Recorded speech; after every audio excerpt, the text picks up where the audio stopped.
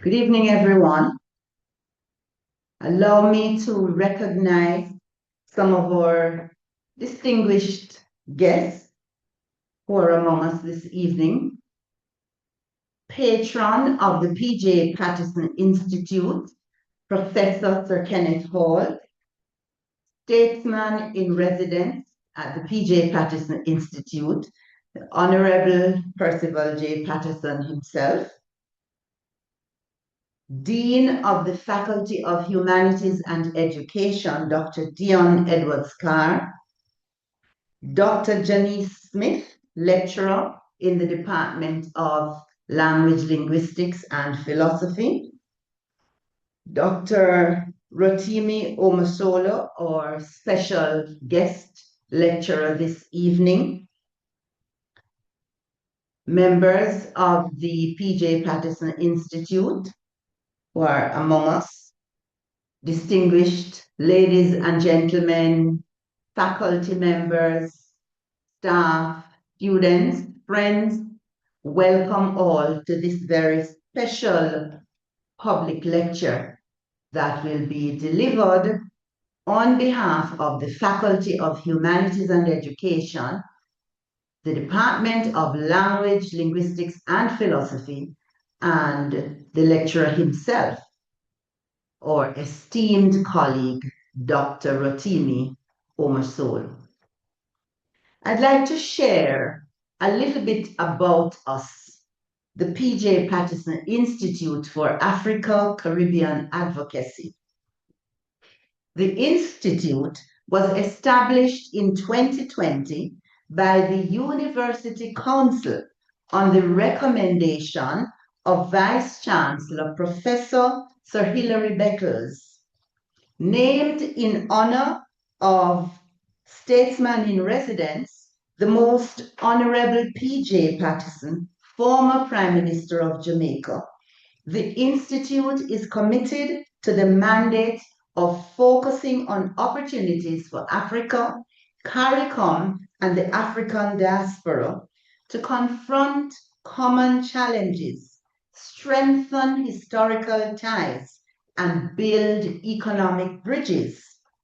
The Institute's objectives include assisting in developing the framework for the coordination of public advocacy and development partnering between the Caribbean and Africa, developing a program of work to engage with the full range of UWI academics and pertinent research from scholars in the diaspora for the production of a strategic framework for African Caribbean cooperation and action, promoting, encouraging, and facilitating a fertile exchange of cultural groups, artists, scholars, entertainers, athletes, and sports persons to build the ties between Africa, the Caribbean, and our diaspora.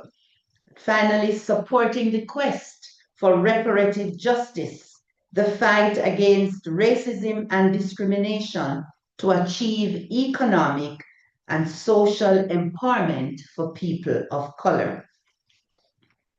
This lecture is an important collaboration among us, the P.J. Patterson Institute for Africa Caribbean Advocacy, INAFRICARA, the Faculty of Humanities and Education, and the Department of Language, Linguistics and Philosophy. My own view is that the Institute should be known throughout the university for our advocacy for important issues and causes that promote broader understanding of the interconnectedness of African collaboration and Caribbean collaboration. Dr. Omosulu's lecture on what can African philosophy do for the Caribbean, an inquiry into Ubuntu and Omoluabi Ethics is without doubt an integral part of this advocacy for the promotion and understanding of African cultures, philosophies, and worldviews amongst Caribbean and wider diaspora people. Ubuntu promotes interconnectedness, community, and the strengthening of people, a philosophy that is central to the growth and well-being of the Caribbean and the diaspora in general. Our goal is to present several collaborative lectures with this and other faculties across the university. I invite other faculties to include us too, or initiate the conversation for collaboration. We are always ready for such collaboration. I appreciate and thank Dr. Omosulu for agreeing to present at this time, and I should say enthusiastically so. And I will now invite Dr. Janice Smith to introduce Dr. Omosulu, unless you let me see if the dean is on, because she did ask to come in quickly and go. Dr. Carr, are you there? I am, yes. Okay, so let me invite you, Dr. Dion Edwards Carr, Dean, Faculty of Humanities and Education. I now invite you to deliver your words of greeting and your regards to our online listeners. Thank you very much, Dean. Good afternoon, everyone. Thank you so much to the PJ Patterson Institute for Africa Caribbean Advocacy for inviting me this afternoon to make very brief remarks. I am going to leave the philosophy talk this evening to you. I'm going to leave the philosophy talk to you this evening, right? I'm not going to go there this evening. I'm going to leave that one to you because I have no doubt that this is going to be intriguing and certainly provocative in helping us to think clearly, or I should say a little bit more clearly, about our positionality in the region and who we are as a people. I'm going to start by saying, sometime earlier this year, I read a paper by Vera Songway. It was published in January this year on the Brookings Institute, Research Institute. And she was making a point about expanding global partnerships to advance Africa's agency and aspirations. That was actually the title of her paper. She drew on a bit of history at the beginning of that paper to highlight the need for partnership, particularly among Africa and other parts of the world. And she wrote that, this is what she wrote. On the floor of the House of Commons in 1848, Lord Palmerston stated that Britain has no eternal allies and we have no perpetual enemies. Our interests are eternal and perpetual, and those interests, it is our duty to follow. End of quote, right? She then writes that unlike Britain and the rest of the developed G7, African nations need permanent friends and have permanent interests. She also went on to say, but they may need to work on how they moderate partnerships to achieve their objectives in a constantly changing and economic political landscape. I agree with her to a certain extent, but I would also say that African and Caribbean nations are permanent friends with common, eternal, and perpetual interests. Especially at this time, the chaotic changes to political, social, and economic structures, African and Caribbean people, I would say, need to have each other's backs. We need to be looking out for each other. We need to be able to develop pathways in education. We need to develop economic joint ventures and deeper political alliance. For me, it is the reason why history, as we define it in the Caribbean, with with the additional emphasis on the culture and the peoples of Africa, needs to be taught in our public school system. It is the reason for me why history, the subject of history, should be taught in primary schools and in secondary schools. I believe it is very important that we understand the people who came to the Caribbean, who remember that book, People Who Came.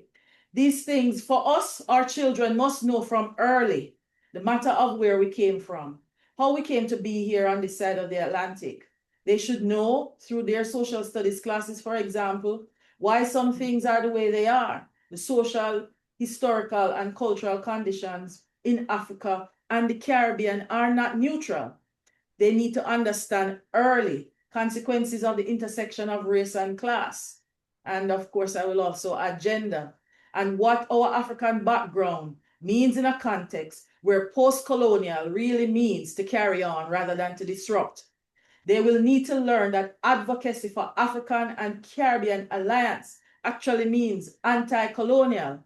The friendship and the partnership between Africa and the Caribbean are especially important for our education systems. And I must say, we have much to offer and learn from each other. And I look forward to a time through this very PJ Patterson Institute where we can sit across the table from our African counterparts and design ways to collaborate on developing our education systems. I greet you from the Faculty of Humanities and Education. Thank you very much and good evening. Thank you so much, Dee. Those were really wonderfully inspiring words. And I see that you're ready for further collaboration in this vein. And so are we. I'd like to invite Dr. Janice Smith now, lecturer in the Department of Language, Linguistics and Philosophy, to present our guest lecturer, Dr. Rotimi Omosulu. Thank you very much, Professor Ramsey. Good evening, everyone. Permission to accept the protocol has already gone forth. It is my pleasure to introduce a colleague, the head of the philosophy team, Dr. Rotimi Omosulu. Dr. Rotimi Omosulu is the coordinator of the philosophy section in the Department, Language, Linguistics, and Philosophy at the University of the West Indies, Mona Campus, Jamaica. He received a Bachelor of Arts in Philosophy in 2002, a Master of Arts of Philosophy in 2006, and Doctor of Philosophy in 2015, all from the University of Lagos, Nigeria. He obtained a certificate in Sustainable Development, Goals and Cultural Transformation from the University of Bergen, Norway in 2015. Having won a scholarship that covered all expenses, including tuition, accommodation, and return ticket. Prior to joining the UWI in 2019, he was a philosophy lecturer for over 8 years at the Redeemers University, Nigeria. He also served as a graduate fellow in the University of Lagos, Nigeria, teaching philosophy between 2008 and 2011. Dr. Rotimi Omosulu has, to his credit, 23 peer-reviewed scholarly publications in journals and in book chapters. He has co-edited 2 books, Introduction to Philosophy and Logic, published by Redeemers University Press, Nigeria in 2014, and Fragmented Identities of Nigeria, Sociopolitical and Economic Crises, published by Lexicon Books, United States in 2022. His research interests cover environmental ethics, logic, metaphysics, axiology, philosophy of development, philosophy of law, philosophy of religion, intercultural philosophy, and African studies. It is indeed a pleasure to introduce and now turn over to our lecturer for this evening, Dr. Rotimi Omosulu. Thank you. Thank you very much, Dr. Omosulu. please go ahead and present your paper after that. Go ahead. All right. The title of my presentation is what you are seeing on the screen. And I gained inspiration for the title based on these two statements on the screen you are seeing. The first one is, ask not what America will do for you, but what together we can do for the freedom of man. And this particular statement is credited to J.F. Kennedy, former president of America. I also gained inspiration from my presentation from this next statement. Do not ask what philosophy can do for you, but ask what you can do with philosophy. And it is on this basis I asked the question, what can African philosophy do for the Caribbean? An inquiry into Ubuntu and Omoluabi Ethics. But if we really want to delve into this particular topic, I also need to ask another question. Who are Africans? This question may appear so plain, but the European scholars before independence of many African countries and the Caribbean, they didn't answer this question objectively. What were their reactions? They considered Africans to be primitive, savage, archaic people, and people with less intelligence. And that is the reason why African philosophy in many universities pre-independent Africa were not taught. There was development in African history, African religion, African anthropology, but African philosophy wasn't really taught in many universities in Nigeria, in Ghana, in South Africa, and in many universities across the world. So my presentation is to bring to the fore the relevance of African ethics to the Caribbean. You may want to know what would African ethics will be contributing to the Caribbean public life. So, because the European scholars, missionaries didn't answer the question, who are Africans correctly, that affected the mentality of first set of philosophers, let me call them professional philosophers in Africa. They went abroad to study philosophy, but when they came back to Africa, they couldn't integrate their intellectual thought properly into African culture.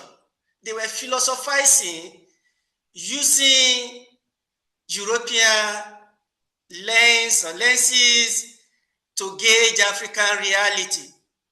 And that also led to different debates, whether truly there was something like African philosophy, because European scholars like Levi-Brun, Immanuel Kant, Wilfred Hegel already made derogatory statements about Africa being pre-logical, Africa being less human. And if somebody is pre-logical, is less humor, how can that person contribute to a discipline like philosophy? Because the root and the roof of every civilization is philosophy.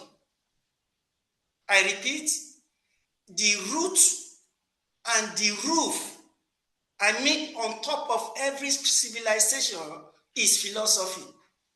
And if they should credit something like philosophy to Africa, it means that their agenda to colonize Africa, to reduce Africa to the state of non-human, will not be achieved.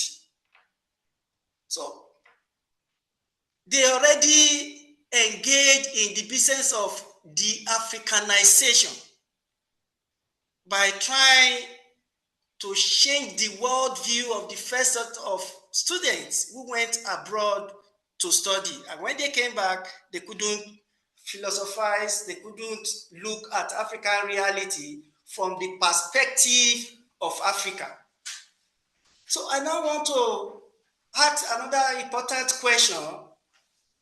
Since the first scholars, the first set of philosophers in Africa didn't really use African lenses to gauge African worldview, because there was this debate regarding the definition of African philosophy, the content of African philosophy, and who to even be regarded as African philosopher.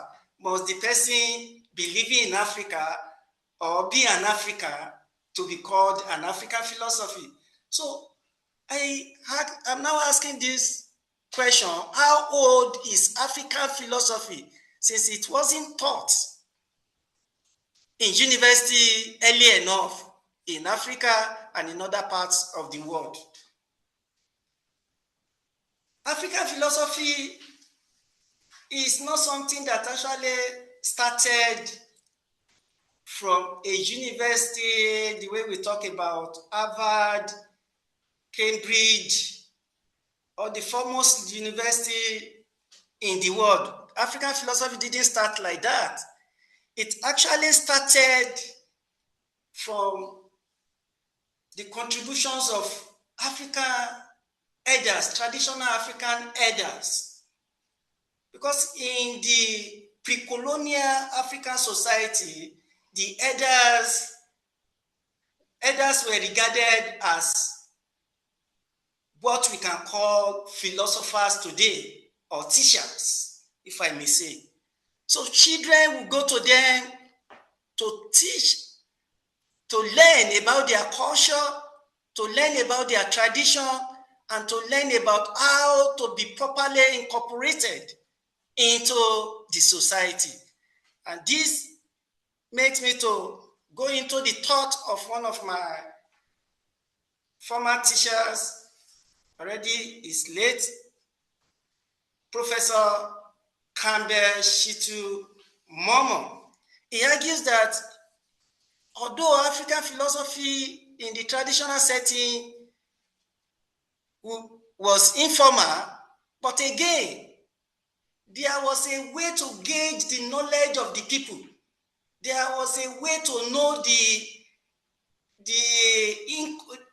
new people, the newly recruited or enrolled children, are those that had graduated to the next level of knowledge of the society, of the community, and those that can even, that have enough information to transmit the knowledge to others. So he put it in this way, that there were no formal certificates awarded, but in a community where everyone knew everyone else, it was common. It was common knowledge who was a beginner, an intermediate student, an advanced learner, or an elderly or master.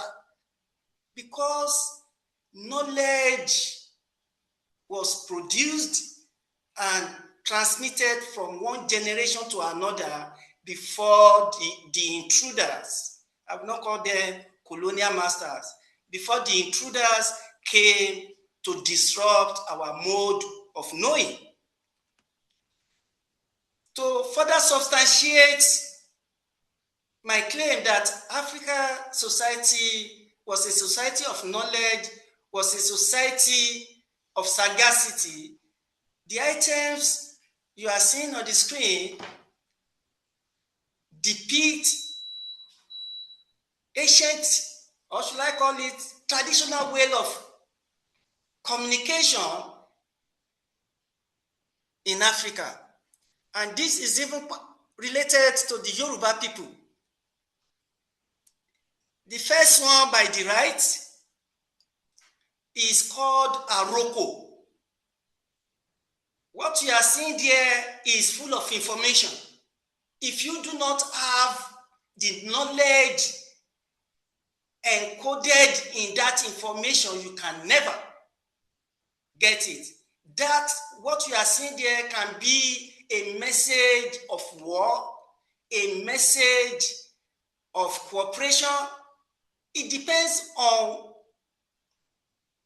who understood the information in those days. So you must be initiated into that way of understanding your culture for you to be able to interpret the knowledge within that first items on the left.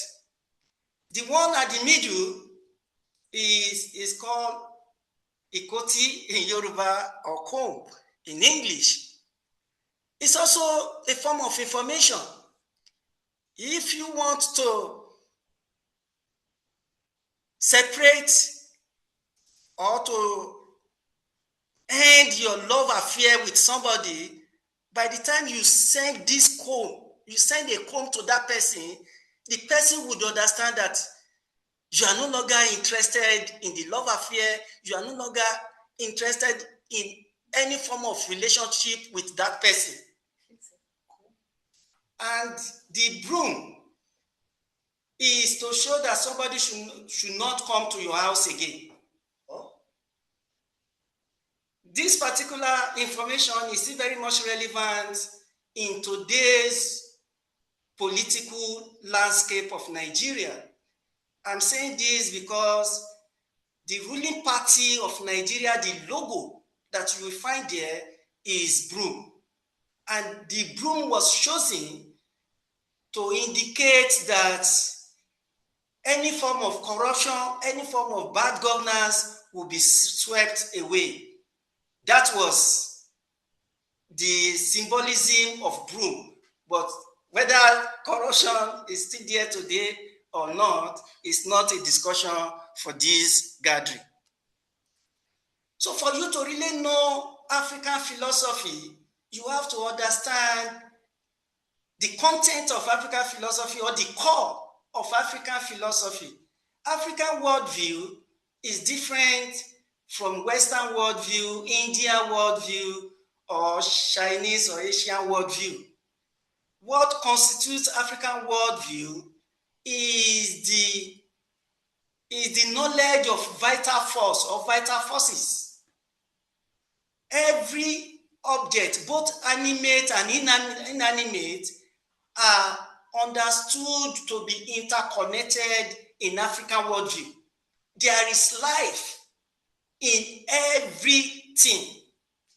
There is force, there is energy in everything. And that is why communal life is very easy to practice in Africa, because nobody is existing in isolation. And for you to better understand the philosophy of vital force or the philosophy of energy in Africa, you need to also understand how one of the foremost writers in African philosophy, Placide Tempe, described his experience with the Bantu people of Southern Africa. Placide Tempe was a Belgian missionary, but he made attempt to understand the lifestyle of the Bantu people, the people he lived with, and he discovered that the general statement of the Europeans that Africans were illogical, were savage, were less human was not correct. That description, that narrative was not for the African people he interacted with. Because he said that when the Europeans think in terms of the concept of being, Africans use the concept of force. Where the Europeans see concrete beings, Africans see concrete forces. When we say that beings are differentiated by their essence or nature, the Bantu people say that forces differ in their essence and nature. They hold that there is the divine force, celestial or terrestrial forces, human forces, animal forces, or mineral forces. He wrote the book, Bantu Philosophy, in 1959 to pass the message to the Western world that there was and there is still African philosophy. That African people have their own way of viewing of looking at the world, of interpreting their experiences and reality. And that takes me to the concept of personhood in Africa. Who is a person? Because if traditional African society believed in the idea of forces, that everything had its own force, its own energy, and that again constituted the foundation of an African community. There is no way a society, a community can be established without a philosophical foundation. In Jamaica, in the Caribbean, in any society, there must be a philosophy driving that society, driving that community. So the concept of forces, the concept of energy is the foundation, is the metaphysical worldview of the African people, and that culminated in the understanding of a person. In the Western society, as long as you are a human being, you are regarded as a person. You have that right to defend yourself, to participate, and to be defended. In Africa, personhood, a person, is not something that you just get without working for it. You have to achieve it. You have to earn it. And that is the reason Ifeanyi Mekiti argues in his work published in 1984, titled Person and Community in Traditional African Thought, that the African view of a person is more holistic than the Western conception of a person. Because a Western scholar, a Western philosopher is looking for that distinct attribute of an individual, talking about memory, talking about what Aristotle we call social. Aristotle will tell us that yes, a human being or human beings generally is a social animal. But in traditional African society, you are not a person unless you participate, unless you contribute into the welfare, the general well-being of the community. It is your role, your positive contribution to the sustenance of the community that will make you a person. Because you are a human being, yes, but are you a person? You can fail the test of personhood. It depends on your attitude. It depends on the role you are playing. If you are contributing negatively into the peace, harmony, and communal life, you are not a person. And because of the way he argued his case regarding African notion of a person, another African scholar, Kwame Gyeke, came up to attack his worldview, his philosophy, his argument in person and community in traditional African thought. Gyeke, a Ghanaian scholar, said that Mekiti's view was too radical, was too extreme, that kind of conception of personhood would take away the autonomy of a human person, of a human being, that where would freedom of choice come from if you are not being regarded as a person within your community, if you must work assiduously to contribute to the growth, development of the society before you can be a person. So he now came up with distinction between radical communitarianism and moderate communitarianism. For him, moderate communitarianism would help to manage what he referred to as unnecessary encroachment into human rights, quote and unquote. So he argued that moderate communitarianism is the best way to present African concept of a person. Moderate communitarianism allows an individual to participate, allows an individual to contribute to the society, but that also allows that individual to criticize whatever he or she considers to be wrong in the society. So what am I driving at? The point there is that no society, no community can exist in Africa unless every member of that community plays his role or a role very well. And that means that every member must contribute, because there is this relationship, this notion of interdependence. Nobody is an island. Everybody must work together. There is this concept of holism, togetherness, and communal friendliness. So African ethics is communal and it is holistic. And that takes me to Ubuntu, which is the core of my presentation. Because what am I trying to bring to the table, to the Caribbean? Looking at it from the perspective, trying to see what Ubuntu, what African ethics can contribute to the public life in the Caribbean. And that takes me to Ubuntu as a philosophy of humaneness.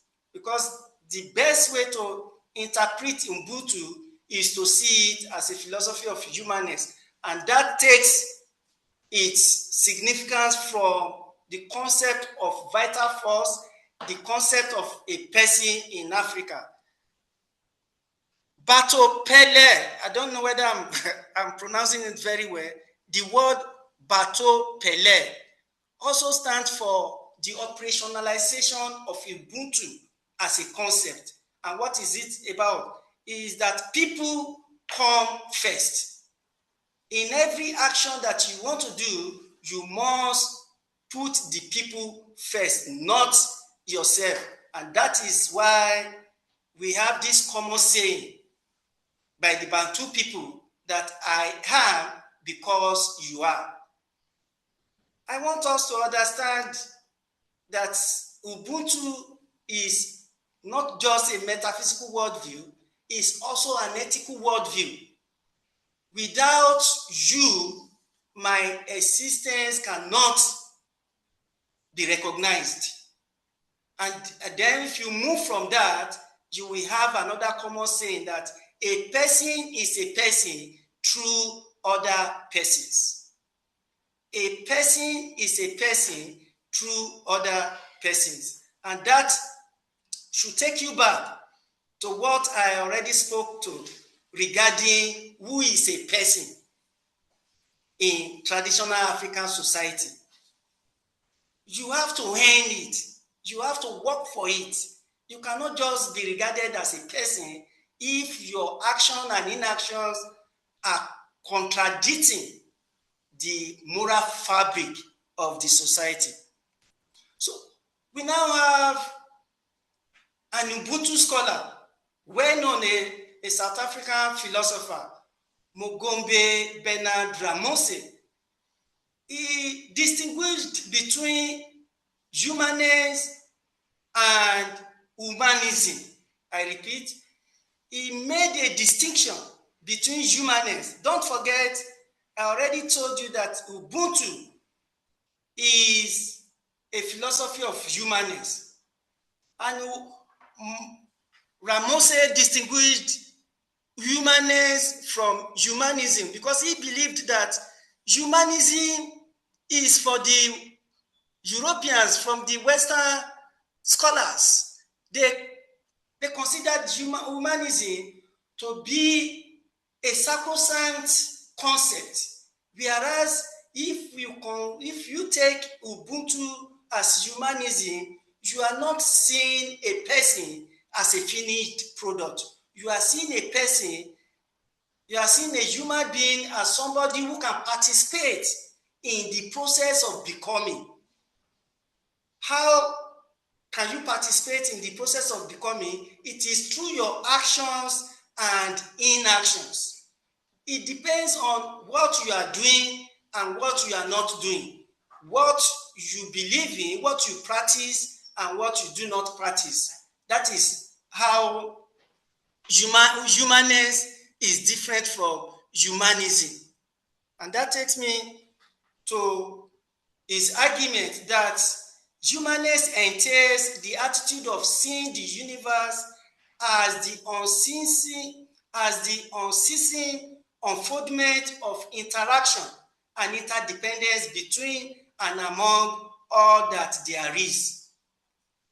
Humanism entails the attitude of seeing the universe as the unceasing unfoldment of interaction and interdependence between and among all that there is. I alluded earlier to the concept of Ubuntu, that I am because you are. And without they, there cannot be I, or without we, there cannot be I. The I and we are interconnected. Whereas in Western worldview, the I is different from the we. In African worldview, the I and the we are interconnected, interrelated, and interdependent. To better understand Ubuntu, you also need to listen to Tadeo Mex, one of the leading scholars in Ubuntu philosophy. And he came up with the theory of modal relationalism. And the theory of modal relationalism is to show that in every human setting, you are in a community. And this issue of community, people may want to approach it through sympathy or through obligation. If you approach it through sympathy, is when you are acting just to sympathize with your fellow human being. But in the real sense of it, you are not in any relationship with that person. You are not in any community relationship, quote and unquote, with the person you are acting to favor. Because there is a way you can be in a community in, let me use example of apartment of different, or a compound of different apartments in Jamaica. You may be living in one of the apartments and you are doing what you're supposed to do without infringing on the interests of anyone. But again, you may not be in relationship with that person. You can greet your neighbor, you can comply with all the rules guiding your existence within that compound, within that estate, but again, you are not really interacting. You are not engaging in any relationship. So Thadio Mens now said that the modern relational philosophy in Africa is about engaging in deep relationship with people, because community is about relationship. And this relationship means that you must try to ask about the welfare of your neighbor, of the people you are sharing a community with. So it's not just that you are there, you are playing your role, you are avoiding causing harms to your neighbors, to anyone, but you are not in any physical or concrete relationship with that person. And that goes to say that individual, or let me say, based on modern relationship, you can also talk about this concept of Ubuntu, looking at the perspective of John in beauty. You develop relationship, and that is why you can look at it from I am because we are, and since we are, therefore I am. So relationship is the core of African worldview, because you are not existing as an individual, and that is the distinction between African worldview and Western worldview. African worldview is a worldview of collectivity, is a worldview of solidarity, and different from the worldview of individualism. I will explain further. Despite the fact that Ubuntu was well accepted in South Africa, in Southern, let me use the word Southern Africa, it was accepted, especially after apartheid in South Africa. We have scholars who argue that the Ubuntu is just another way to create identity for the black elites. That in the essence of it, there is nothing like Ubuntu in traditional African worldview. That Ubuntu is equal to the theory of conscientism propounded by Nkrumah, the theory of negritude propounded by Senghor, Leopold Senghor, and the theory of Ujamaa propounded by Julius Nyerere. That Ubuntu is a new something, and therefore, after independence of the Southern Africans, that Ubuntu as a philosophy ended, and he now linked his explanation to what happened between a taxi driver in South Africa, and a pedestrian. A taxi driver decided to reverse, he drove his vehicle recklessly to the extent that he hit a pedestrian, and that taxi driver came out to check whether the injury on the pedestrian was much or not. And when he realized that the injury wasn't that serious, he now decided to hit, to create more harm on the pedestrian. Little did he know that there was CCTV covering it, and that now led to public debate in South Africa. And what did that say? A section of South Africa was saying that Ubuntu had already ended, while a commissioner of police, the stakeholders, they started saying that no, that the Tesima didn't operate on the basis of Ubuntu, that the Tesima lacked Ubuntu. So Bernard Matolino and Kwindigwi believed that there was nothing like Ubuntu in the first place, that Ubuntu was just an elitist statement or an elitist thing, elitist theory, that in the recess of it,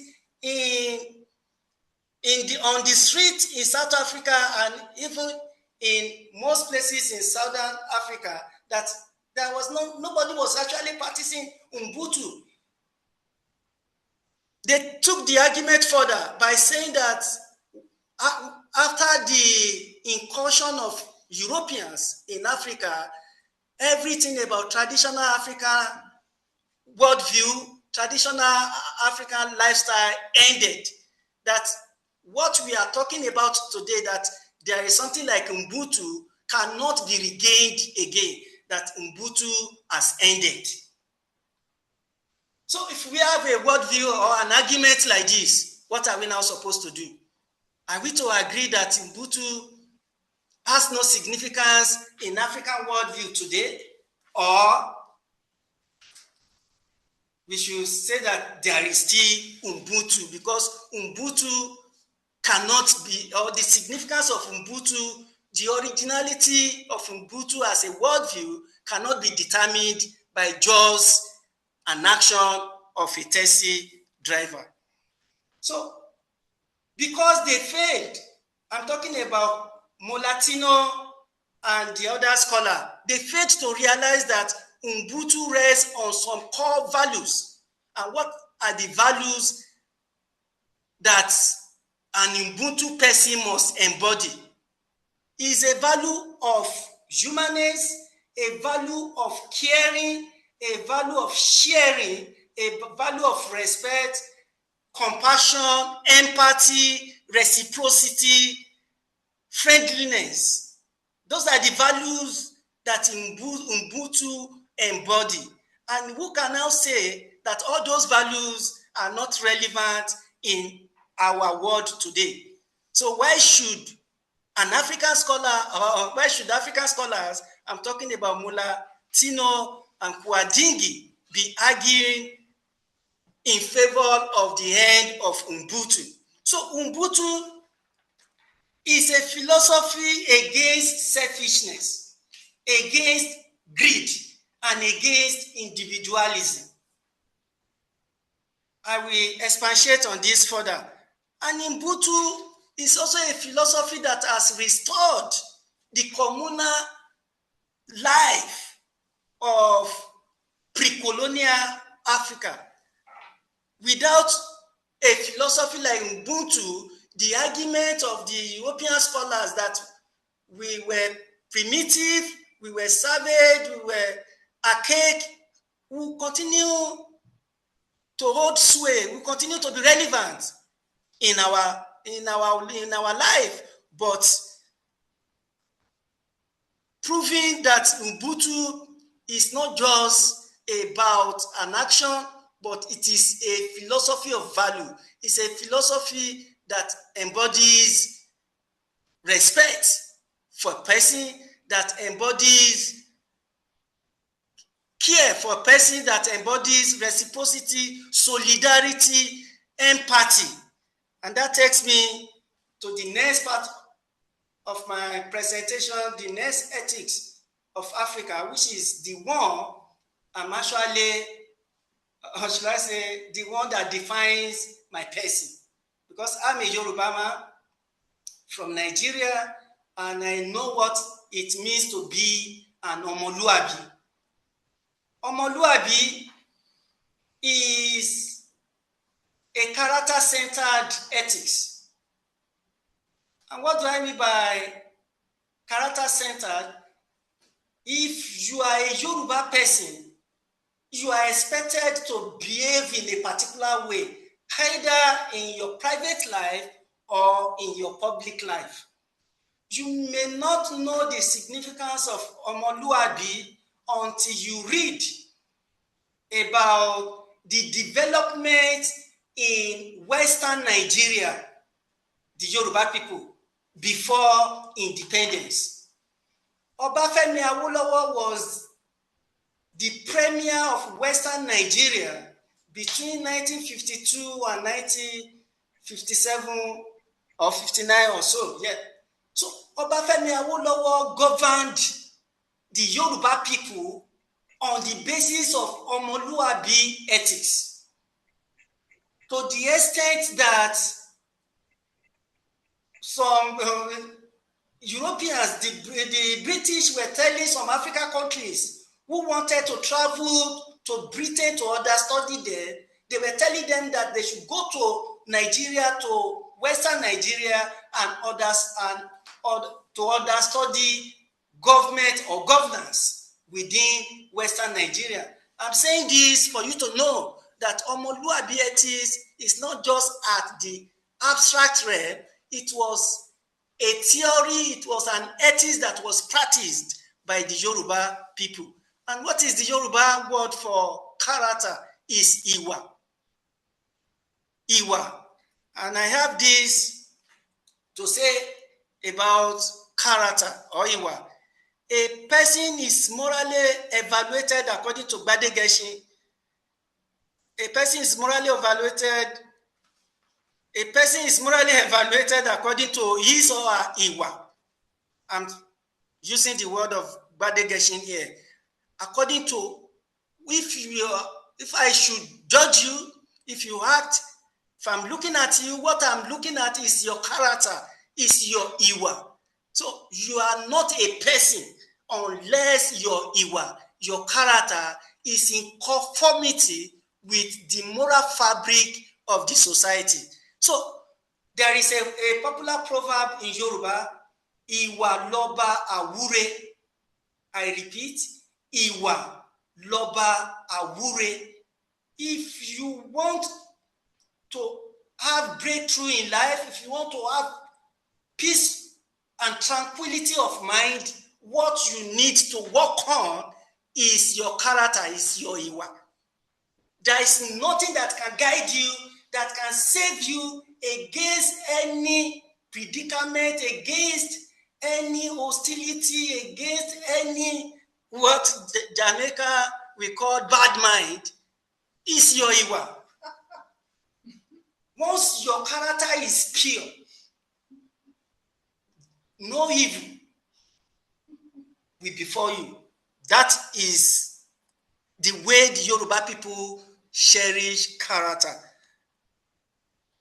I'm bringing up this particular slide because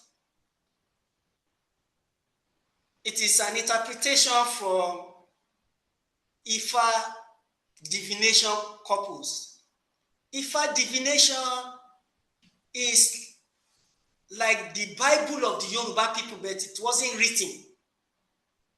Ifa divination is where you will understand the epistemology, the metaphysics, the medicine, the politics. When it comes to politics, when it comes to science, everything is embedded in Ifa. And what is my interest in Ifa in this presentation is about Iwa. And according to another of my teacher, the late Professor Sophie Oluwole, he says that raise it up. She is trying to interpret one of the Odus, because in Ifa we have 256 Odus. 16 of the Odus are major Odus, while 240 are minor Odus. So Oyekumeji is one of the major odus. And what is Oyekumeji saying about Iwa? Raise it up, pull it down, twist it as you may. The essence does not change. What matters most is Iwa, good character, virtue. You may be wealthy, have many children, and build several houses. All come to nothing if you lack good character. A life without moral rectitude is nothing but vanity. So character. I want to believe we are now understanding what African philosophy can do for the Caribbean on the basis of Ubuntu ethics and on the basis of Omoluabi ethics, which is character-centered. So the Caribbean consists of people of African heritage, Indian heritage, Chinese, British, German, Syrian, Spanish, French, Taino, Kalinago heritage. However, there is this assertion that the indigenous people of the Caribbean are the Tainos and Kalinagos. So maybe during the question and answer, anybody can contest that information with me. So African ethics is an ethics of duty. It's an humanitarian ethics because it places a great deal of emphasis on human welfare. That is African ethics, and that is the reason you cannot be a person unless you integrate yourself ethically to the communal worldview. If you do not distinguish yourself through good conduct, good actions, you cannot be a member of a community. You will not be regarded as a person. And as a matter of fact, you can be ostracized.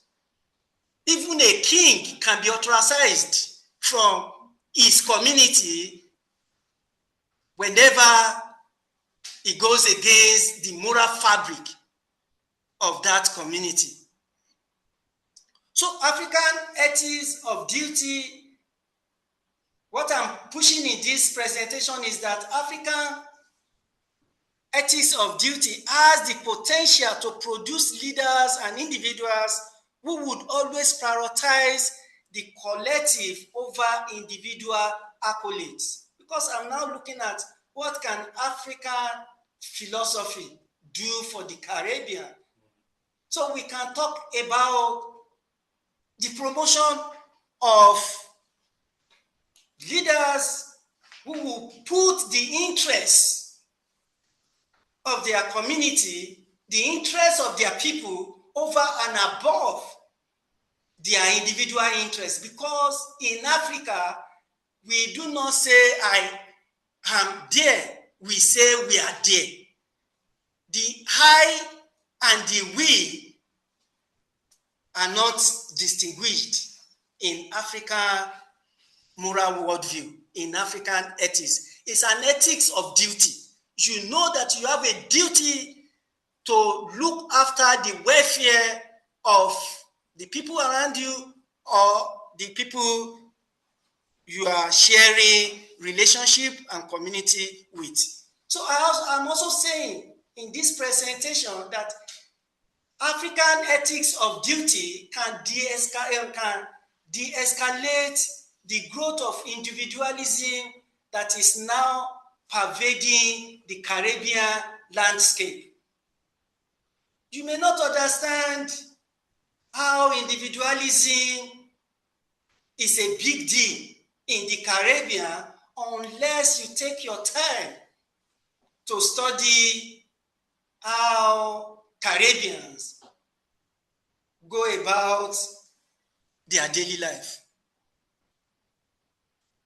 In traditional African society, a farmer can produce of his farm on the pathway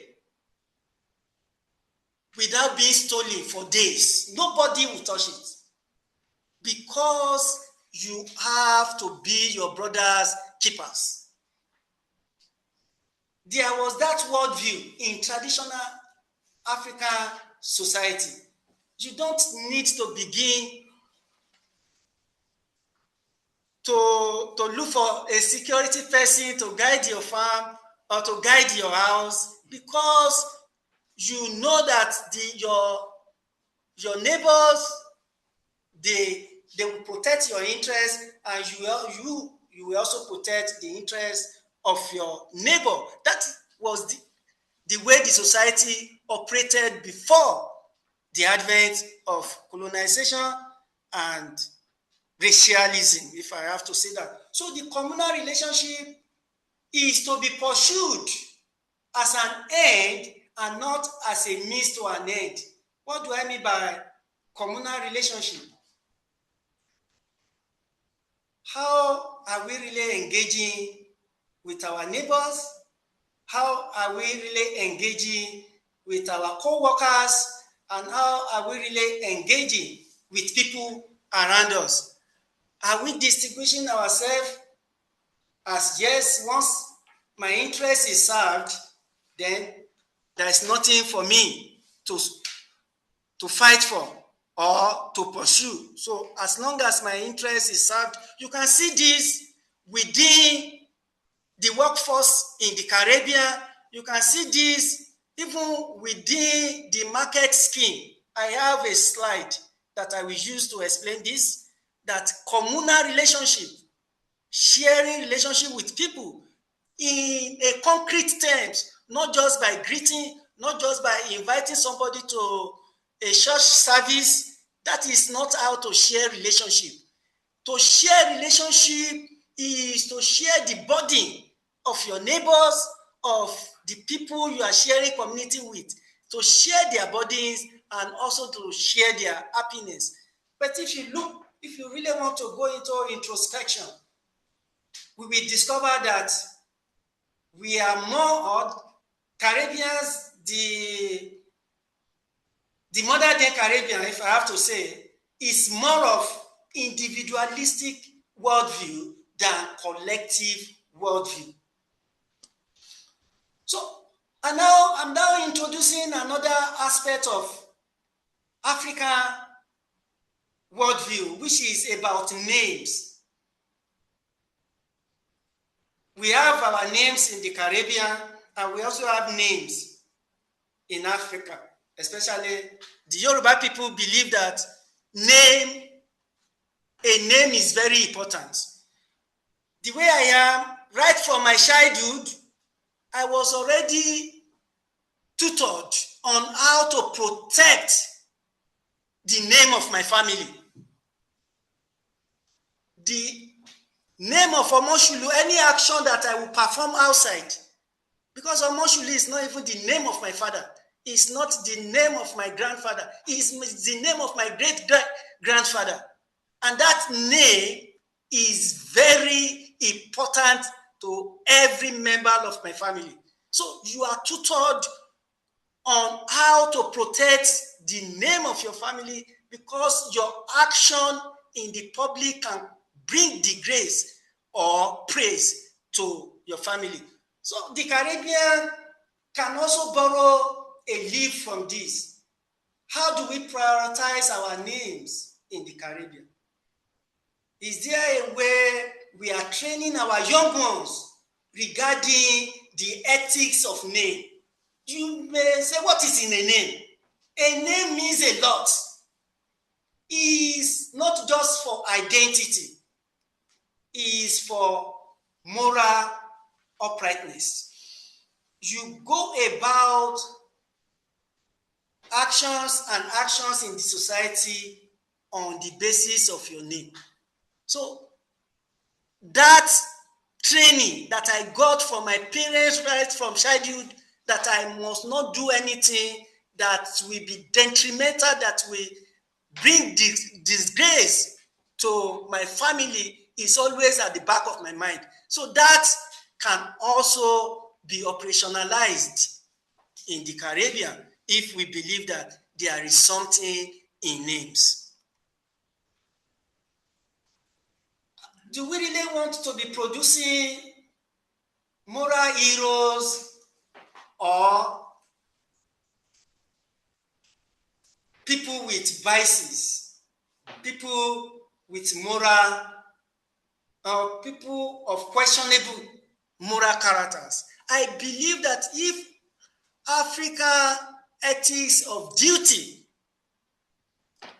is adopted, or if a portion of it is incorporated into public life in the Caribbean will begin to produce more of moral heroes.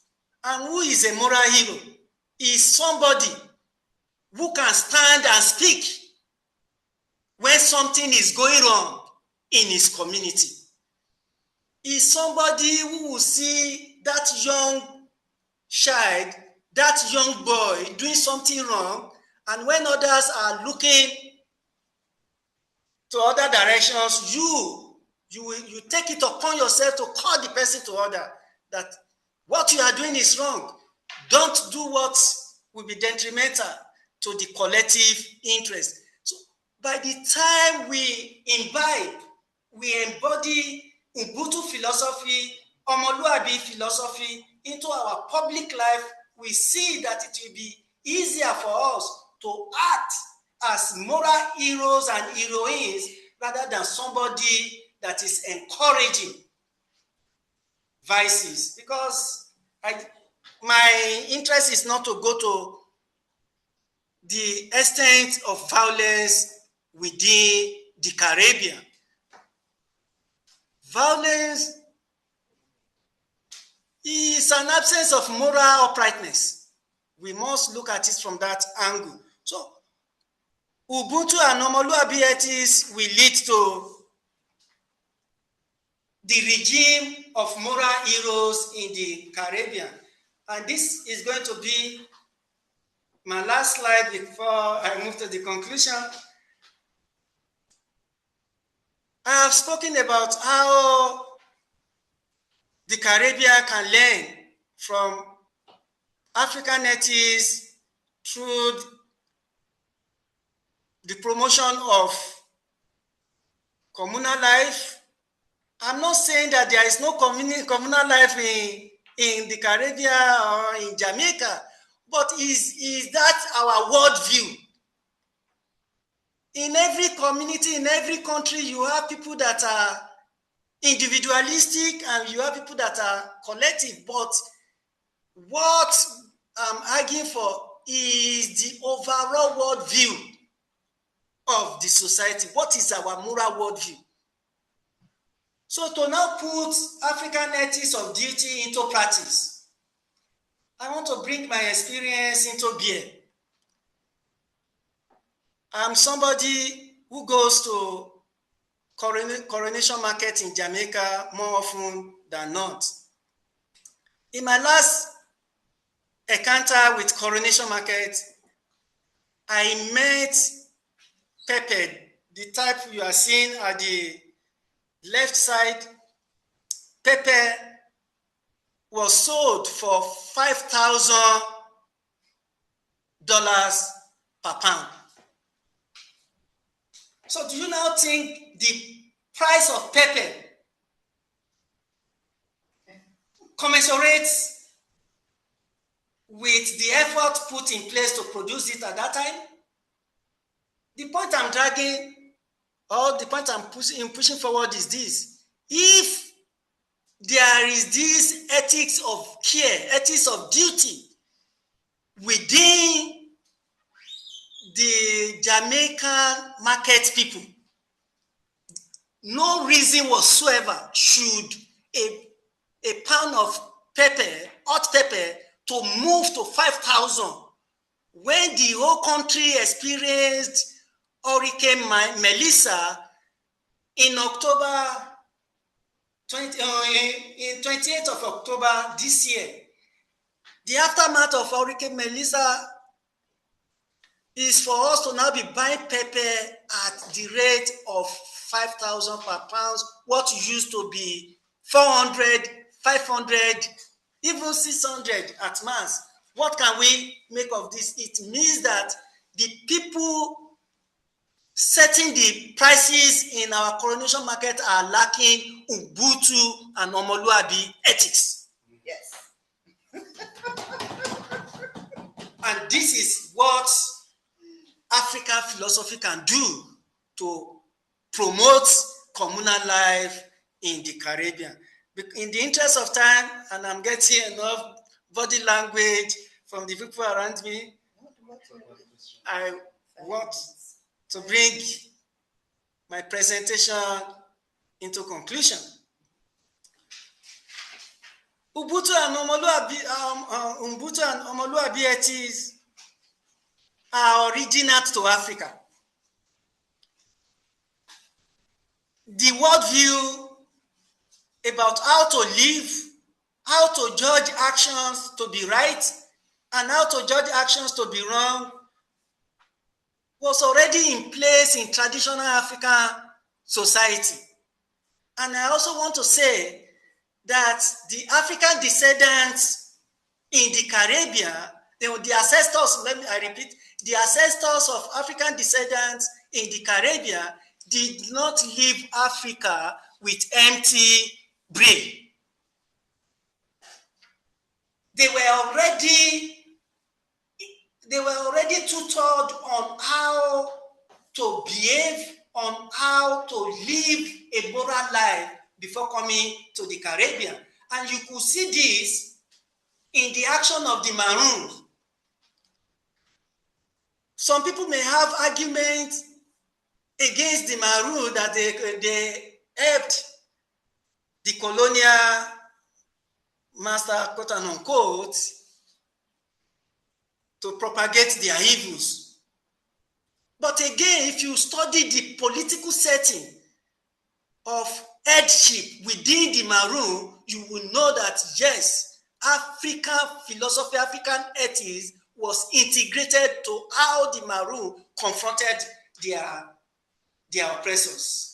So the point I'm making is that if African ethics is properly integrated into the Caribbean public life, it will go a long way to reduce unnecessary evils. I don't want to begin to enumerate them.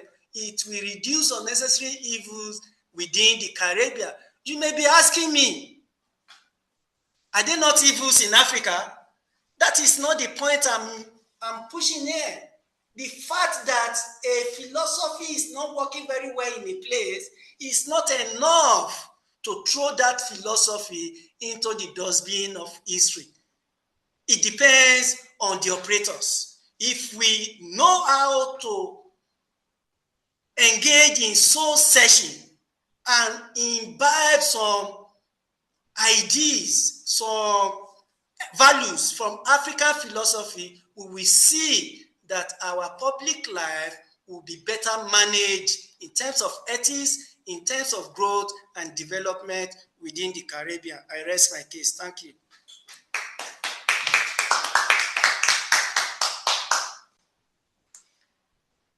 Wow. Thank you so very much, Dr. Omosulu.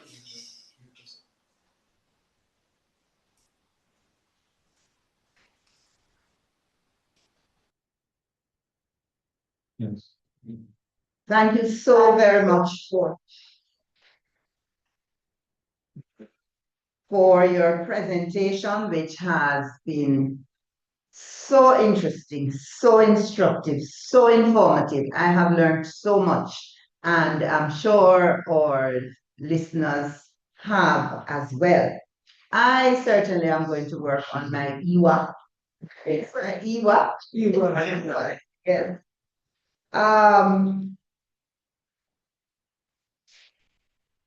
And certainly, definitely will make an effort to incorporate some of these Ubuntu values that I have learned about this evening.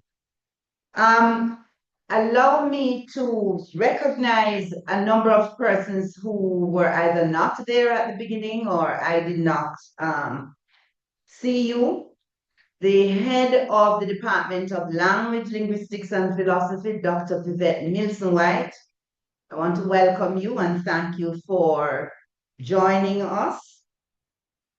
The former head or the former coordinator of the philosophy section here, Professor Bewaji, Dr. Wayne Rose, one of our friends of the Institute from Morgan State University. Very happy to see you.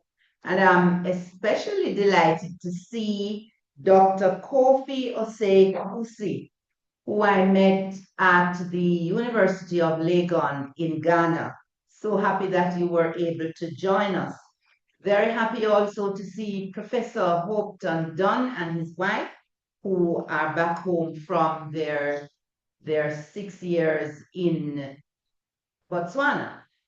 I want to thank all of you who joined us from all over the world. I've been looking through and seeing that we have an interesting audience, listenership, viewership from different places. And we really thank you for joining us and for supporting this collaboration. I would like now to open the floor, or have you open your mics for questions? Questions or comments. Or we could begin with some comments from the chat, from the online chat. So I'm going to ask Mikhail to just read. Okay. You want to read? Yes. Right. From Paulette Carr, our names in the Caribbean are in the main acquired. There's a question from O.S. Samuel. He asks, or they ask, what are the core elements of the African view of community you discussed, since there are several accounts of them, and how would the elements shape Caribbean individualists' worldview you mentioned in your talk? Okay. The person who asked the question is my friend. And is also a good scholar of Ubuntu. The core element of Africa community is about respecting the interests of the community above individual interests. You must promote what will bring peace, what will bring harmony into the community, rather than pursuing your individual interests. You put the interest of the collective, and I'll be using Nyerere's philosophy to explain this, Ujamaa. Nyerere says that Ujamaa is a philosophy of familyhood. And once you are a guest, they will treat you as a guest for first day, second day, and the third day, you'll be given a role to work for your own food. What does that suggest? It means that as a guest, there is a way you can be integrated into the society, into the family. So the core elements is about promoting what will improve the welfare of others. And you can see this from the aspect of sympathy or empathy, from the aspect of care, from the aspect of reciprocity. That is, what if, as an African person, I decided to give you something. Let me say this. Maybe I don't know. I'm not saying this to what I want to say is not meant to offend anyone in Jamaica. If you give a Yoruba person a gift, let's say, or let me say money, like $1,000, that Yoruba person will thank you for that gift that day. The following morning, he or she will thank you. In the afternoon, if the person sees you, he will thank you to the extent that you will be the one to say, please, it's getting too much. But that is not the way, the worldview of the Jamaicans. So, am I saying in essence, the core element of African community is about sharing the pains and joys of others with you. You are not placing yourself, you are not placing your interest, and this can be found in any areas of life. The way we practice religion, politics, marriage, you just mention it. As long as you are not putting your interest first, then you are practicing African ethics. Let me put it to you. If the colonial masters, let me use the word colonial master, if their worldview is not of conquest, it's not of domination, it's not of subjugation, do you think they would want to come to Africa and colonize anybody? They wouldn't. It's because they were lacking Ubuntu and they were also lacking Omoluabi ethics. So, Mr. Samuel, we can continue on that conversation because I know there's an interesting follow-up to that to that point by Bernard Taylor. Suppose the interest of the community runs contrary to one's conscience or one's convictions. I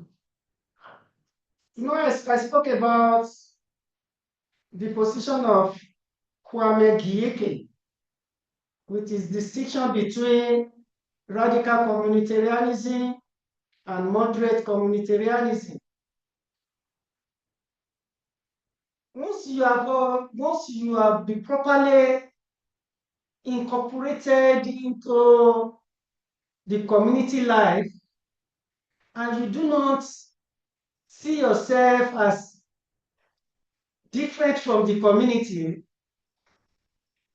I want to say that your conscience cannot run against the interest of the community, because you are viewing the world from the perspective of the community. You are not even thinking of what you want to do for yourself.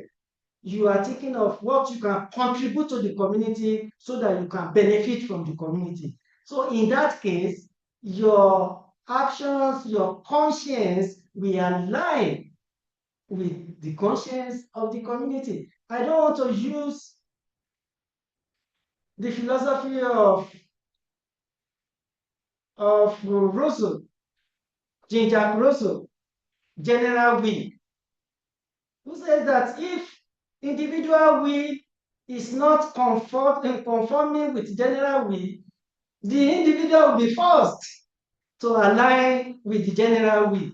But that is not the way it is in African ethics. Maybe if you look at how you mirror an object, if you are using a telescope to mirror an object, you are seeing the object through that telescope. It is in the same sense if you have already integrated yourself properly into the communal life, your conscience, everything, what makes you a person is the life of the community. So your conscience can never go against the position of the community, because in the recess of it, you do not even have an independent conscience different from the conscience of the community. Thank you. Thank you. So there's another question by Talawa Adodo. What is importance of familiarity and or of the fluency in African languages, reinforcing and understanding African philosophy? Do you see aspects of this in Afro-Caribbean expressions? With familiarity? Yes. Yes, if you study or if you listen to Patois, yes, you will see some words. At least I know Potopoto is a word from Yoruba, and Which one is that? Which one? Potopoto. It's a Potopoto, you may not be pronouncing it as you, but that is the word. Potopoto. Poto? Yes, it's a Yoruba word. Meaning?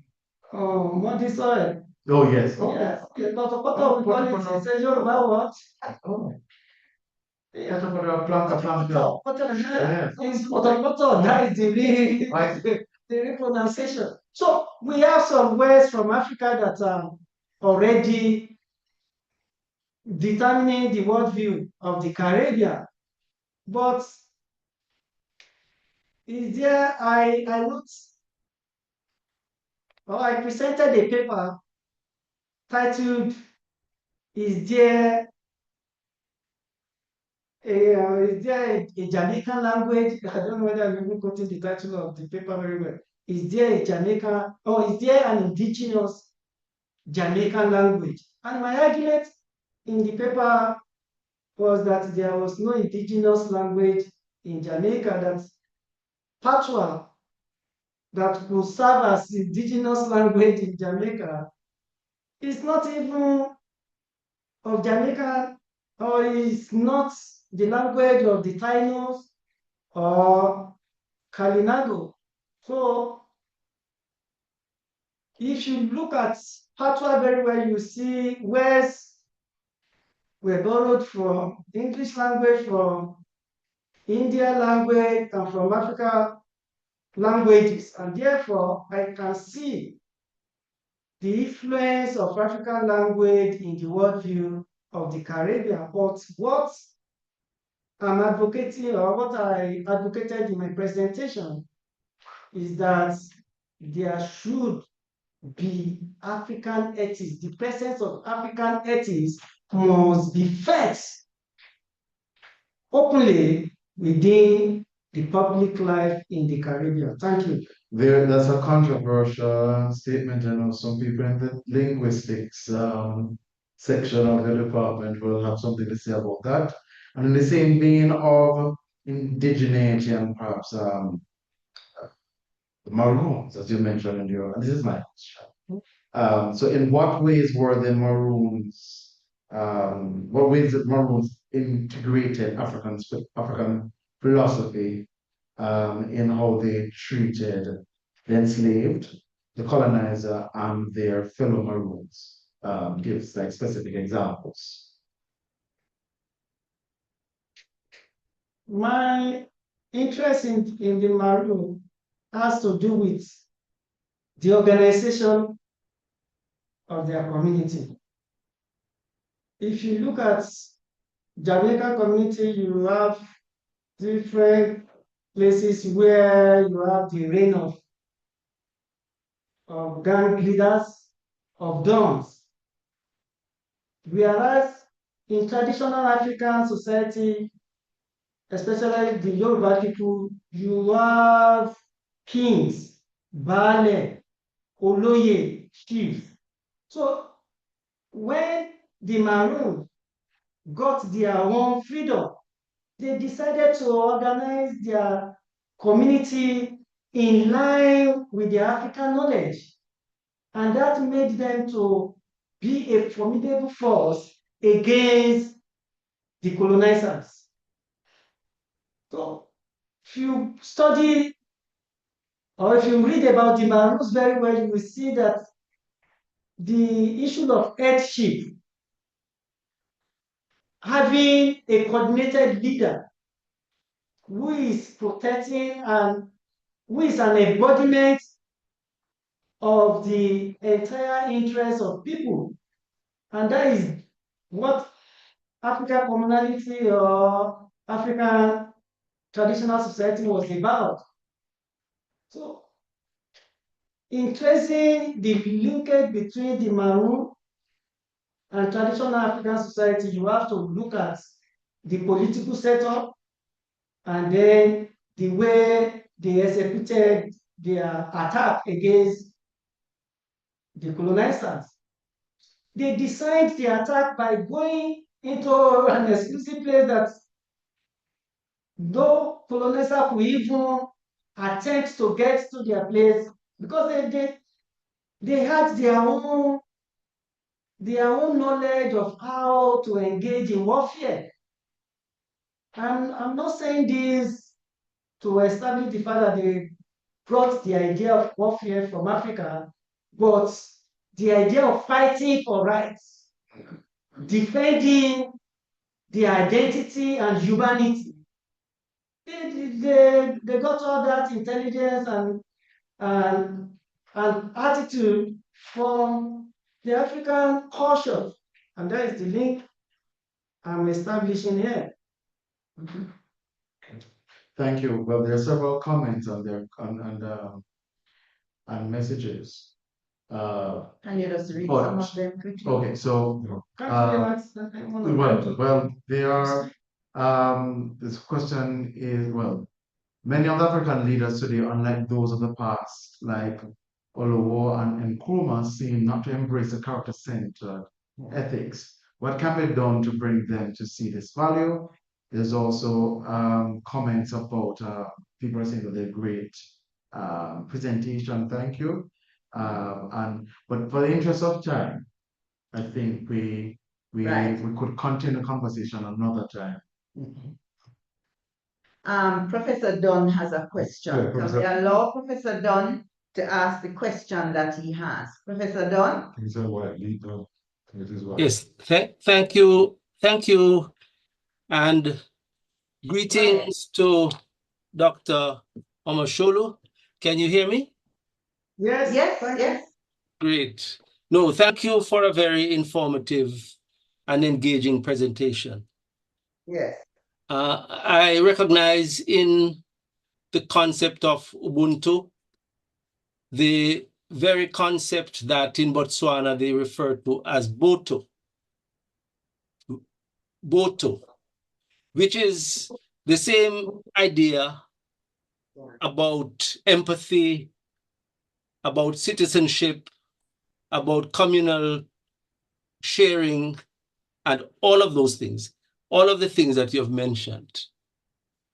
But being there, I engage with students and members of the society around the question of how does the Ubuntu Boto culture deal with change, deal with disagreements around profound issues in cultural life. For example, how do we deal with the question of patriarchy? How do we deal with issues of, let's say, traditional practices that have now become called into question in some African, not necessarily Western cultures, such as genital mutilation, which is deeply held in some cultures and disagreed with by others? How do we, in a Ubuntu environment of collectivist perspective, deal with the question of change and difference? Thank you. Yeah, I want to start from the aspect of patriarchy. I read Oyewumi's work on gender, reinventing or the invention on the reinventing Africa. I may not be getting the title of her work very well. She argued that gender issue wasn't African, that it was constructed. That in traditional African society, what was in place, especially in Yoruba traditional society, was seniority orientation, not gender differentiation. So that the gender that we have in academic today is Western construct, is a Western construct. And if we look at it from that angle, we can see that Ubuntu can respond to change when we understand what Ramose says about Ubuntu is how Ramose distinguished between humanness and humanity. That humanness is a state of being and also a state of becoming. So once we have Ubuntu as humanness, and humanness in that context is a state of being and also a state of becoming, that can accommodate any form of change. Because you are not seeing yourself as somebody who is not subject to change and somebody who cannot embrace new self. The new self is when you have already embodied the values of Ubuntu. So when there is change, that aspect of becoming will take care of that change. Thank you. There are so many comments and questions in the chat. I don't know where to begin, or there's so many questions, Dr. Omosulu. Who's that? Somebody wants to ask a question. My colleague. Who is that? Kimaraja. Yes, go ahead. Okay, thank you. Yes, thank you so much, Dr. Omosulu, for your presentation. I really learned a lot. There's this I'm really intrigued about this idea. So I've recently learned about IFA, and I was introduced before to this concept of IWA. So it's very new to me. And your presentation gave me this understanding of how the two are connected within the Yoruba thought. And I wanted to ask how an ethical system that is rooted in a specific cosmology and historical context, the Yoruba's Ifa system, how can that be meaningfully translated into the Caribbean context so that we could operationalize it, or so it would be effective within this concept, bearing in mind that it's the context is different, though we are historically connected. Just Okay, that's a question, brilliant question. I didn't even go as deep as I should have done regarding Omoluabi ethics. We have terms like ìwà rere, ìwà pẹ̀lẹ́, ìwà ìrẹ̀lẹ̀, ìwà jẹ́jẹ́, ìmúmọ́ra. If you go through the work of Professor Emeritus Ishola Bewaji, you will read a lot about Omoluabi virtue. Because once you are seen as an Omoluabi, you must not engage in any form of conduct that will undermine your ìwà ìrẹ̀lẹ̀. Ìwà ìrẹ̀lẹ̀ is kindness of character. òótọ́, that is honesty. Can you tell me that Caribbean as a region doesn't need honesty? If Ifa or Iwa is about gentleness, can you say that Caribbean doesn't need gentle people? It's about, if Ifa Omoluabi is about native intelligence, ọgbọ́n inú. Don't we need a native intelligence, somebody that can read situation, understand it, and incorporate it into actions and inactions? So we have different terms that define Omolua and Omoluabi in Yoruba ethics. The argument there is that all these virtues can be universalized, especially when we are talking about honesty, when you are talking about courage. Yes, courage to do the good things. Sympathy, ìtẹríba, that is respect. Hardly will you see a well-cultured Yoruba man or woman looking at the face of another person.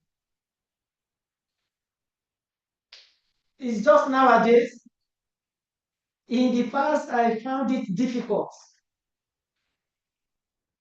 to look eye to look eye to eye with another person, because you are not, I was not sure on how to respect people, especially elderly people. And this aspect of the issue of age, as long as somebody is older than you, in your Omoluabi ethics, you must not disrespect that person. And this cut across any other social interaction that you are having. Another person cannot be talking to you and then you want to respond. No. So there are some virtues within Omoluabi ethics that I cannot even cover. Is both an abstract concept, as I argued in one of my publications, value from African and Western perspectives. You can understand Omoluabi as an abstract concept, and you can also understand it as a pragmatic concept. So many virtue terms are within Omoluabi ethics that I cannot cover in this talk. So it is not something difficult to incorporate into day-to-day life in the Caribbean. Thank you. Okay, in the interest of time, ladies and gentlemen, thank you so much for your comments and your many questions. I'm going to try my best to see how I can put together some of the comments for Dr. Omosulu to give one final big answer. So there's a comment, you can make notes if you want to follow me, Dr. Omosulu. There are at least two persons who have said that you seem to be focusing more on a kind of pre-colonial era or on traditional Yoruba ethics. That's one. There's another comment that your focus on a Yoruba philosophy does not underline, does not highlight sufficiently the diversity of even your own country, right? You are presenting a Yoruba philosophy and it does not include, the person is suggesting, does not give consideration to the Igbo and the other people who are there. So the absence of diversity in that philosophy. which he says is mainly Yoruba, okay? And then there are a number of persons who suggest that integrating Yoruba philosophy in the Caribbean, in particular in Jamaica, is already meeting a kind of block, obstacle, because already there is so much disrespect, so much ignorance, disrespect for, ignorance about Africa in general, that Jamaicans in particular tend to embrace Eurocentrism, embrace everything outside of Africa, and there's not an understanding of enough understanding of African culture and heritage in general. So we would have to begin with very young children and begin with teaching them to respect Africa as our origin, as a place of our origin. I don't know how you can pull all of those together. I think I will react to the aspect of not being diverse enough in my presentation. First of all, Africa is a continent and with different cultures. It is not possible for a scholar to have knowledge of every culture in Africa. But what I've presented in my, what I've come up with in this talk covers most of the view or what view of Africa. After all, I cited Ifeanyi Mekiti in my presentation, and he's an Igbo scholar.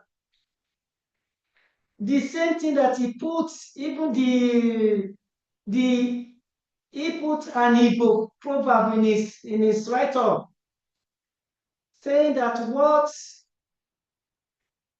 a child will not see while standing, an elderly will see it while sitting. I don't know whether I'm paraphrasing.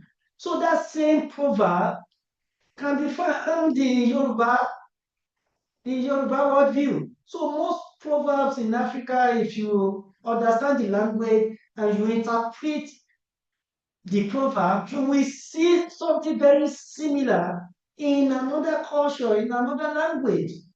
So using Yoruba as a paradigm, using Ubuntu as a paradigm of my presentation is still to show that there is, or there was, and there is African ethics that the Caribbean can learn. Thank you. Thank you. I'm going to invite Dr. Milson White, who placed a comment in the chat about how Ubuntu manifests itself across the continent. So Dr. Milson White, if you would like to just say a little more about that interesting comment that you made in the chat in response to that question about the lack of or need for more diversity in the consideration.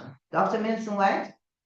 Good evening, everyone. I was supporting Dr. Harry that I would have liked to have seen a little bit more addressing of the diversity on the continent, but also pointing out that the Ubuntu concept manifests itself across the continent, described in other terms, some of which I've put in the chat, but all of them, from my understanding, speak to the interconnectedness of humanity, the importance of community, compassion, respect, cooperation, and so on.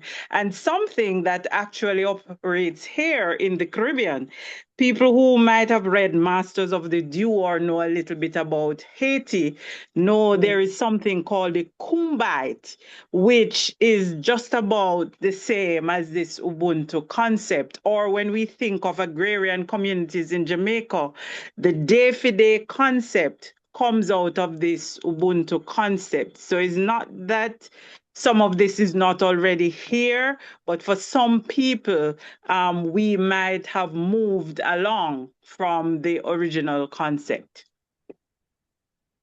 Okay, thank you.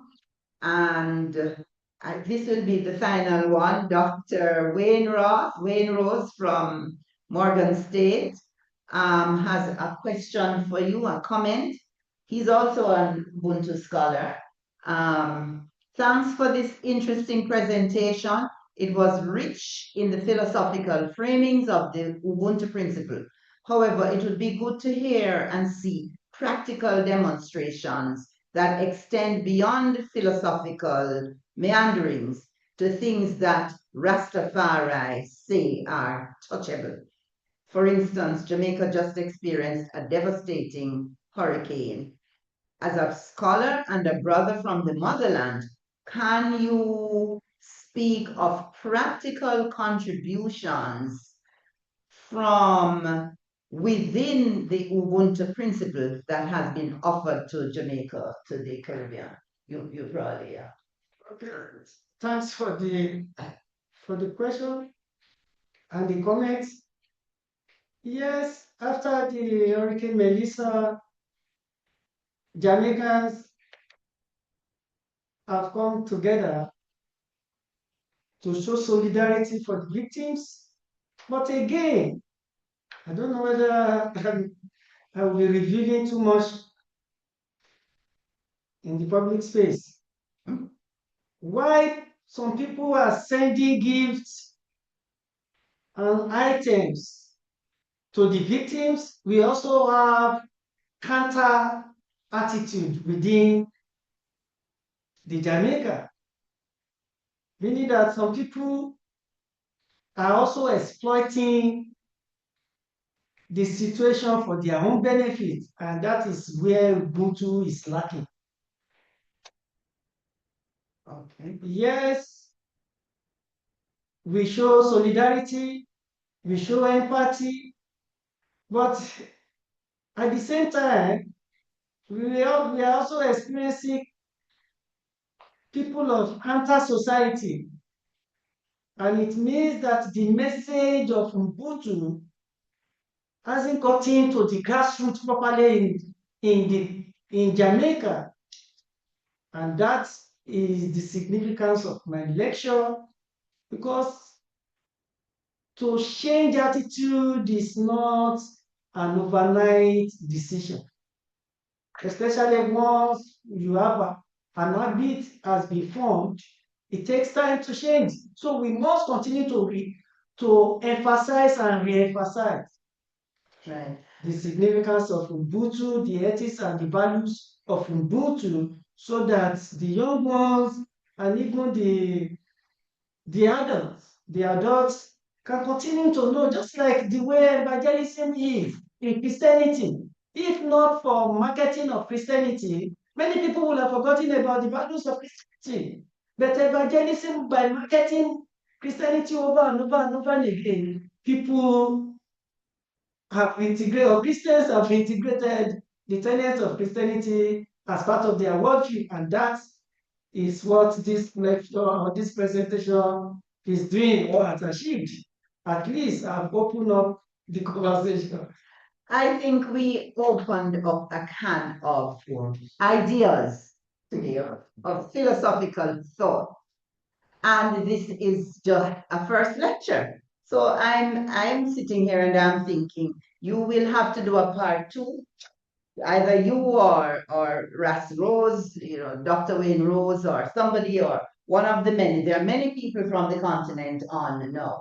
But I think that an exciting conversation has begun this evening. If you look at the comments in the chat and the responses, and we need to continue it another time, right? I wanted to say that linguistic aspect that raised its little head will have to be done at another time, and it's still your department, another branch of your department that will need to come in another collaborative with us and do this. Dr. Farquharson is online, and I'm sure he's already making notes, and Dr. Milson White and all the other linguists who are there. There are several, I've got questions in my WhatsApp and in the chat. People are asking if the lecture will, if the lecture will be available after tonight. Yes, the lecture will be available. We will be uploading it to our website and on our YouTube channel, but it will certainly be on our UIIPJ Patterson Institute website or INAFRICARA.com, and you can go there and listen to it again. I think this was a wonderful lecture, wonderful time spent. Thank you so very much. Ladies and gentlemen, we were challenged at the beginning. Some of you were there very early and had to wait. You probably know that there is a challenge across the campus with the UII email, for instance. So we couldn't even send out the updated link via the UE email because MITS is experiencing some problems, challenges with their emails. Thank God for other dimensions, modes of technology, and we were able to send it out and people were sending it across. We are really thankful to all of you. I want to invite Mr. Omar Ray now to do a formal vote of thanks. Omar Ryan. Ray Ryan. All right. Yes, good evening, everyone. It has been a wonderfully rich, intellectually stimulating evening. I must thank, firstly, our guest presenter, Dr. Omosulu from the Department of Language, Linguistics and Philosophy, but more specifically from the continent of Africa, where a lot of us have gained our inspiration from, for this very insightful, instructive, and intellectually rich presentation, especially this time of year. It's the Christmas time, whether they celebrate it or not. It's a time that people generally care. So I think this presentation is very timely, especially those of the more Afrocentric orientation. We look at Kwanzaa, which also I think embodies Ubuntu to some degree, and it's very timely.